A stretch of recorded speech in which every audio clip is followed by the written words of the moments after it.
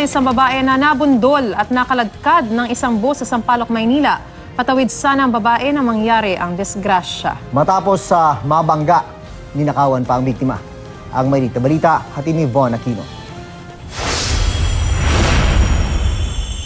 Masdan ang bus na ito na nakahinto sa Ramon Magsaysay Boulevard, corner V. Mapa Street, Sampaloc, Maynila, mag-alas 3 na madaling araw noong nakaraang Huwebes. Pagandar ng bus, makikitang may tao itong nagulungan at kanyang nalampasan. Agad siyang hinila ng kanyang kasamang lalaki para maitabi sana sa gilid ng kalsada. Base sa impormasyong nakuha ng Barangay 586, Zone 57, sakay daw ng jeep ang babaeng kinilalang si Cynthia Eustaquio at ang kasama nitong lalaki nang bumaba sila sa gitna ng kalsada.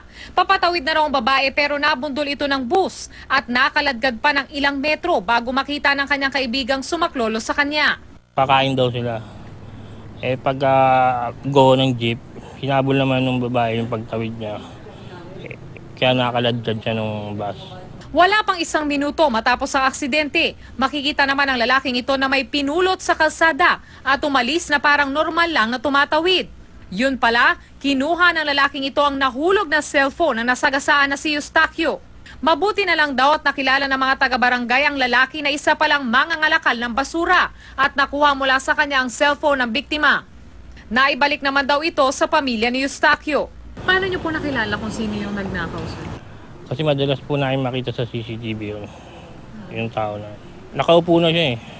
So, inano ko, yung cellphone na kinuha mo, sinabi naman niya, tinabi niya, so sabi ko balik mo na sa akin.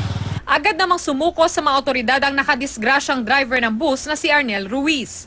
Von Aquino, GMA News.